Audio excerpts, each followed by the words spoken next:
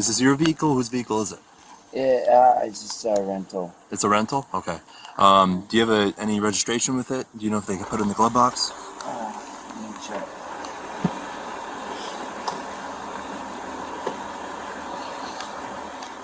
How long are you renting it for? Just for a couple of days. What are you visiting? Yeah, I'm on tour. What are you doing?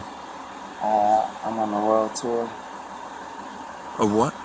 A world tour. Doing what? It is just past midnight in the Hamptons, and a young officer has just pulled over a gray BMW for rolling through a stop sign. He walks up, asks the driver for his name, and the man behind the wheel says, "I'm on a world tour." Hard to explain. A world tour. I'm Justin Timberlake. And here is the part that makes this whole thing land. The officer has no idea who that is. One of the most famous men on the planet is sitting on the side of the road, and the cop in front of him is treating him exactly like he would treat you or me. No autograph, no special treatment, a field sobriety test on the shoulder, a refused breath test, and one of the biggest pop stars alive in handcuffs over a traffic stop. So the question everybody is asking is simple. Was any of this actually legal? Hard to explain.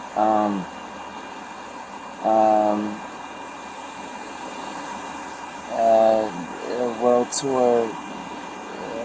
I'm Justin Timberlake. What's your name? Justin Timberlake. You are Justin Timberlake? Yeah. You have a license with you? Yeah, I do.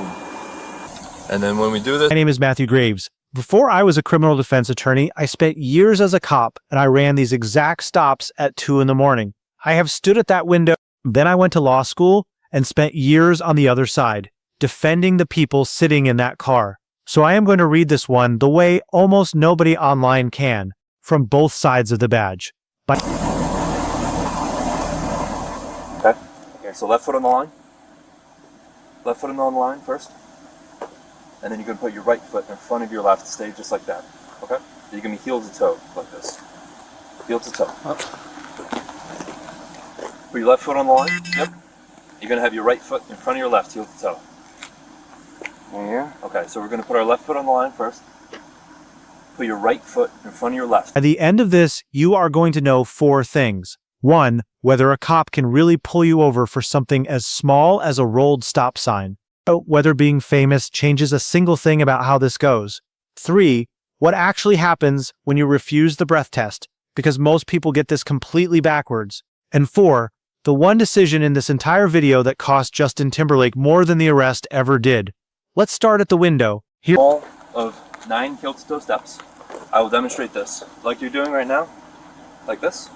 1, 2, 3, all the way up to 9, followed by a series of small steps around. 1, 2, 3, all the way up to 9 back. This is going to be heel to toe, so you're going to be clicking your heels as you're going, arms by your side. While you're doing this, you're going to look down at your toes. Guys, Here's what the officer says he saw. A little after 12:30 in the morning on June 18th, 2024 in Sag Harbor, out on the east end of Long Island, a gray BMW rolls a stop sign and drifts out of its lane. That is it. That is the whole reason for the stop. Not a tip, not a checkpoint, not because anybody recognized the car. An officer watched a car break 2 basic traffic rules and he lit it up. So question 1, was he even allowed to do that? back to my house. Will you do these tests? Sure. And then just walk. I'm sorry. Here. Ready? I'm a little nervous. Left. Right foot in front. You're gonna look down. Ready? 1, 2, Okay. 3, Got you. 4. Like that, So okay? Hang on. Let him tell you when to go. You gotta tell me when to start, okay? Sorry. No, you're good. Don't worry about it. Sorry. No, I want to make sure. We want to make sure you do this right. Right foot in front of your... The answer, whether you like it or not, is yes, cleanly. There is a Supreme Court case called Warren versus United States, decided in 1996, and it is the most important case most drivers have never heard of. Warren says that if an officer sees you commit a traffic violation, any traffic violation, the stop is legal. It does not matter what the officer was really thinking. It does not matter if he was bored or curious or hoping to find something bigger. A rolled stop sign is all the law requires. There is an older case too, Delaware versus Prowse, from 1979, that says a cop cannot just stop random cars to check licenses on a hunch. But that is the opposite of what happened here. This officer did not pull a number out of the air. He watched a car roll a stop sign and drift its lane. Under Warren and Prowse together, that stop is rock solid. And notice what is not on that list: fame. The law that lets a cop stop you for a stop sign is the exact same law, word for word, whether you are nobody or you are Justin Timberlake. Now, Is this my line? Perfect, yep. Imaginary line you make, that's the line you're going to walk. 1,000, 2, 1,000, 3, 1,000, 4, 1,000. Remember, just continue, yep. Okay. Yep. Right, gotcha. Sorry. 1, 1,000, 2, 1,000, 3, 1,000, 4, 1,000, 5, 1,000. You want me to keep going? Yep, yeah. Until I tell you to stop, yep.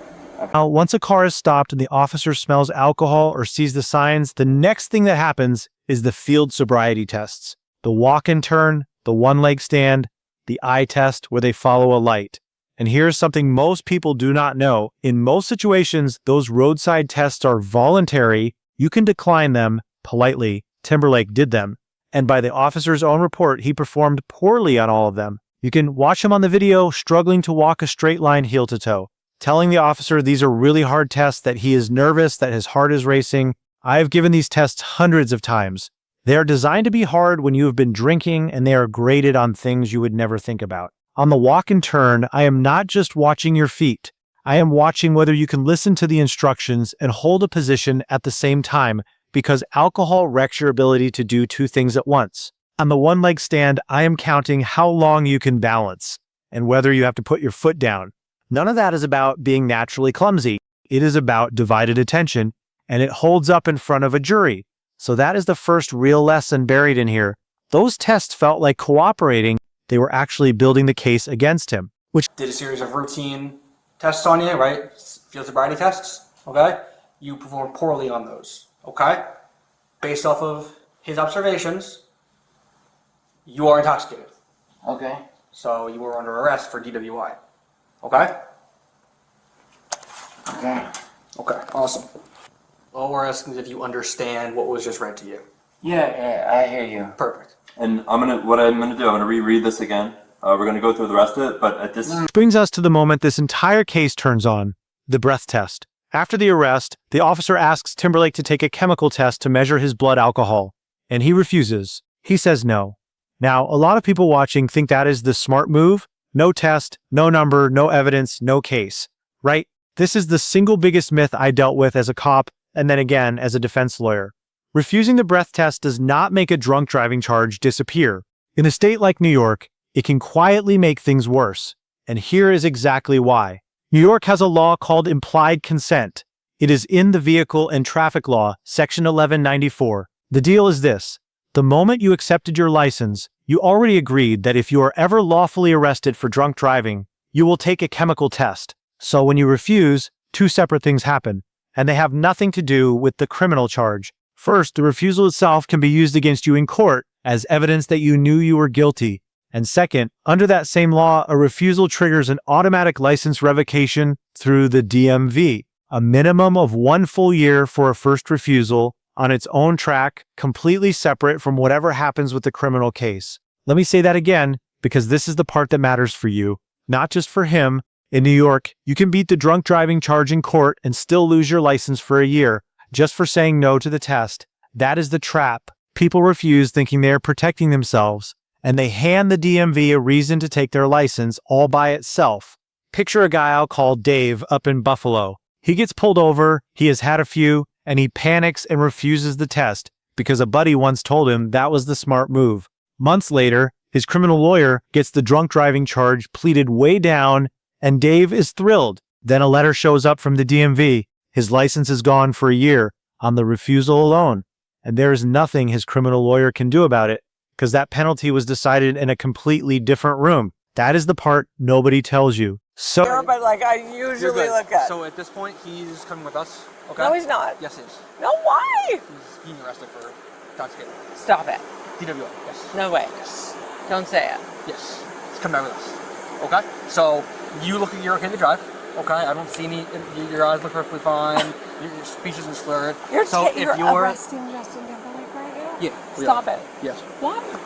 He was driving drunk. How does being famous change any of this? Here is the honest answer, and it cuts against the story everybody wants to tell. Legally, no, not one bit. Probable cause is probable cause. The world tour line, the friend who offered to drive his car home, the fact that this is a guy who has sold tens of millions of records. None of that is a legal defense. A judge does not care. But I want to be fair to the other side, because there are two camps in your comment section right now. One camp says, he was clearly drunk, of course he got arrested, good. The other camp says, they only put cuffs on him to bag a celebrity. And the honest truth is, neither one is right. There is no sign this officer was hunting a famous scalp. He did not even know who he had. This was a routine drunk driving stop, worked the routine way. The only thing famous about it is the name on the license. Leave, you can't just leave. You gotta process you, everything like that. Your safety, our safety, things like that. It's just standard protocol. Gotcha. I appreciate you boys for doing your job, man. I appreciate that you understand that we gotta do Yeah, our I thing. appreciate you boys for doing your job. I had one martini and I followed my fucking friends home. And I appreciate you boys for doing. Let me do the thing I can actually do that almost nobody else breaking down this video can. Let me give you both sides of the badge. As the cop, if I am that officer, I have a driver who rolled a stop sign, drifted his lane, smells like a bar, and just bombed every sobriety test on the shoulder. I am making that arrest every night of the week, and I would be wrong not to. I do not know that he is famous, and it would not change anything if I did. Now, as the defense lawyer, if Timberlake walks into my office the next morning, I am not panicking, because here is the quiet truth of these cases. A refusal with no breath number actually gives a good lawyer something to work with on the criminal side. There is no hard blood alcohol number to wave in front of a jury, and that is a big part of how a case that starts as a drunk driving misdemeanor ends up where this one ended up. Now, 3 1,000, 4 1,000, 5 1,000. Alright, that's all good. Alright. By the way, these are like really hard tests. So the way this device works, you just put your lips over it and you blow into it like you're blowing a balloon. No? Yeah. Okay. Alright. Alright, at this point, based upon the observations, you're under the arrest for... Now I am not here to tell you a traffic stop is always clean, because they are not. This is where a stop like this can absolutely cross the line, and you should know it. An officer can stop you for a stop sign. What he cannot do is hold you on the side of the road forever, fishing, long after the reason for the stop is finished. He cannot search your whole car just because he pulled you over, and he cannot force a chemical test out of you without going to get a warrant. There are real limits. The reason none of them got crossed here is that the officer mostly stayed inside the lines. If he had not, this would be a very different video and I would be sitting on the other side of it. That is the honest part. The law protects the officer when he does it right, and it protects you when he does it wrong. Just look it over real quick before you sign.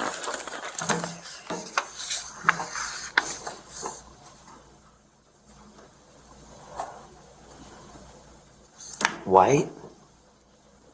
I'm just kidding. I'm just kidding, man. So you're being held for the night, and then in the morning is the arraignment. So in the morning, usually around 9:30. Being held all night? So how did it actually end? Because this part matters, and people get it wrong constantly. Justin Timberlake was not convicted of drunk driving. He first pleaded not guilty, and then a few months later, in September of 2024, his lawyers worked out a plea deal. He pleaded guilty to a lesser charge called driving while ability impaired. In New York, that is not even a crime. It is a traffic violation, the same family as a serious speeding ticket. The misdemeanor drunk driving charge was dropped. He paid a fine, he was ordered to do community service, his license was suspended for 90 days, and he had to record a public service announcement about drunk driving. So the cop made a clean arrest, and the lawyer got the charge knocked down about as far as it goes. Both sides of the badge doing exactly what they are supposed to do. And the body cam itself, his team actually went to court to try to keep it from ever being released, arguing it would do real damage to his reputation. They lost. It came out redacted in March of this year, which is exactly why you are seeing it everywhere right now. So Being held all night? It might not be this one, you might be over at the other one, and they actually have blankets for you. You guys are wild, man. And again, like I said, you can make a phone call if you would like. The attorney and things like that, you're allowed to call right now if you wish, or you can call later. Yeah, at any point you want to make a phone call, let us know. Yeah. Right. You are entitled to have phone calls.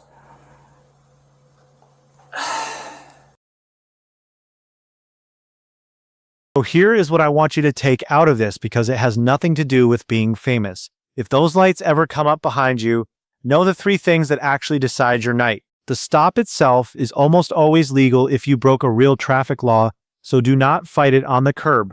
The field sobriety tests are usually voluntary, and the chemical test, the breath or blood test after a lawful arrest, is the one decision that runs on its own rules with its own penalties no matter how the criminal case turns out. That is the decision famous people and regular people get backwards the most. Now, I genuinely want to hear from you because this one is a real debate. Should you ever refuse the breath test? Cops, I know you are down there. Lawyers, you too. Settle it in the comments and tell me your state because the refusal penalty is different depending on where you drive. If a breakdown like this, the real law underneath the headline, is what you are here for, subscribe. I wore the badge, then I went to law school, so you get both sides of every stop. Not the outrage, the actual law. I'm Matthew Graves. Know the rights,